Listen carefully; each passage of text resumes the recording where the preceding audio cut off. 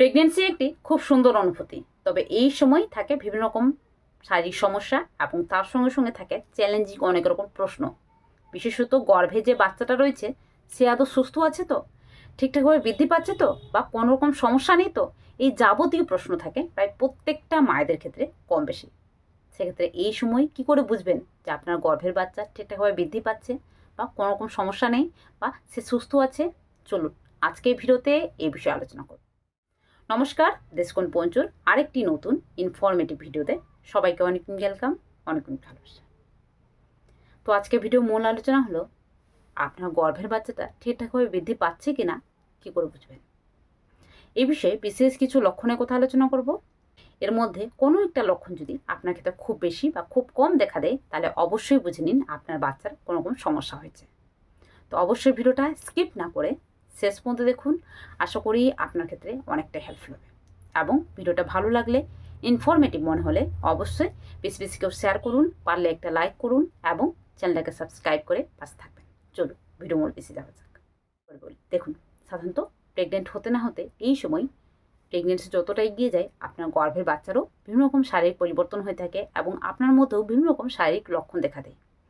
এর মধ্যে কিছু কিছু লক্ষণ থাকে যেগুলো কিন্তু স্বাভাবিকভাবে আপনার বাচ্চার ক্ষতি হওয়া বা বাচ্চার কোনো রকম সমস্যা হওয়া ইঙ্গিত করে থাকে। আবার কিছু কিছু লক্ষণ থাকে যেগুলো স্বাভাবিকভাবে প্রেগন্যান্সিতে ইঙ্গিত করে আপনার বাচ্চা হেলদি আছে এবং সুস্থ আছে বা ঠিকঠাকভাবে বৃদ্ধি পাচ্ছে। তো এক্ষেত্রে কোন কোন লক্ষণ দেখে বুঝবেন যে আপনার গর্ভের বাচ্চাটা হেলদি আছে, সুস্থ আছে এবং ঠিকঠাকভাবে বৃদ্ধি পাচ্ছে? এর মধ্যে প্রথমত যে লক্ষণটা হলো সেটা হলো বাচ্চা নড়াচড়া। সাধারণত গর্ভাবস্থায় 4 থেকে 5 নম্বর মাসে, মানে 18 থেকে 24 সপ্তাহের মাঝখানে প্রায় প্রত্যেকটা মায়েরা কম বেশি বাচ্চা নড়াচড়া বুঝতে পারেন। এক্ষেত্রে আপনার বাচ্চা নড়াচড়া অনুভূত না হওয়া বা বাচ্চা নড়াচড়া খুব কম পরিমাণে অনুভূত হওয়া, মানে সাধারণত প্রেগনেন্সির এই সময় বাচ্চা যখনই নড়াচড়া করতে শুরু করে সারাদিনে অন্তত পক্ষে 10 থেকে 12 বার অবশ্যই নড়াচড়া করে। আপনার গর্ভের বাচ্চা নড়াচড়া খুব কম পরিমাণে অনুভূত হওয়া বা বাচ্চা নড়াচড়া একদমই অনুভূত না হওয়া, দুটোই কিন্তু স্বাভাবিকভাবে বাচ্চার ক্ষতি হওয়ার ইঙ্গিত করে থাকে। তো অবশ্যই এটি খেয়াল রাখবেন। 2 নম্বর, গর্ভাবস্থায় বাচ্চার ওজন বৃদ্ধি। একটা অন্যতম লক্ষণ হলো বাচ্চার সুস্থ হওয়া বা বাচ্চা গর্ভের মধ্যে ঠিকঠাকভাবে বৃদ্ধি পাওয়া। সাধারণত প্রেগনেন্সির প্রথম 3 মাসে বাচ্চার ওজন খুব একটা বৃদ্ধি পায় না, তবে প্রেগনেন্সির সেকেন্ড ট্রাইমেস্টার থেকে বাচ্চা কিন্তু আস্তে আস্তে করে বৃদ্ধি পেতে শুরু করে এবং প্রেগনেন্সির থার্ড ট্রাইমেস্টারে বাচ্চা দ্রুত হারে বাড়ে।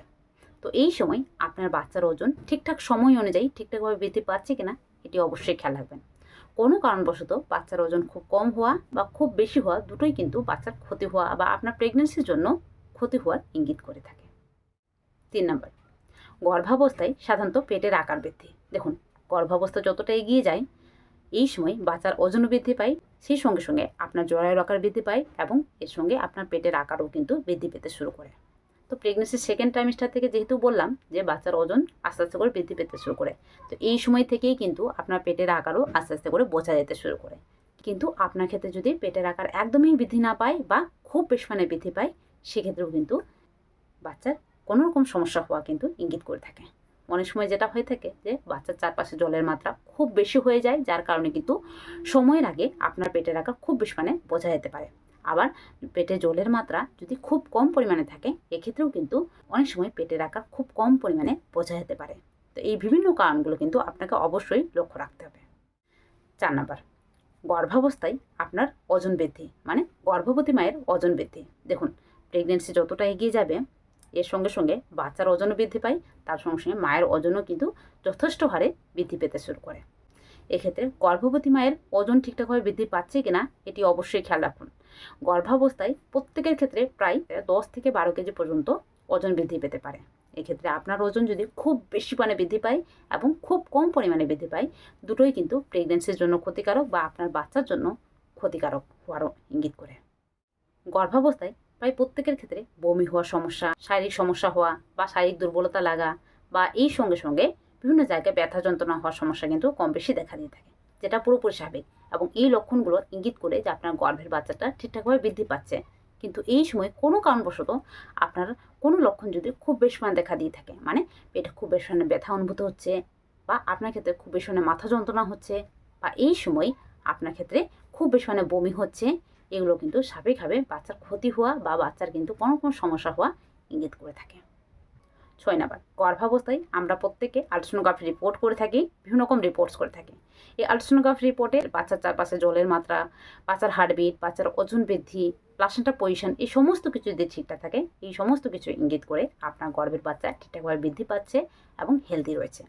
কোনো কারণবশত আপনার ক্ষেত্রে কোনো ধরনের সমস্যা হলে স্বাভাবিকভাবে বাচ্চার কিন্তু ক্ষতি হওয়া ইঙ্গিত করে থাকে।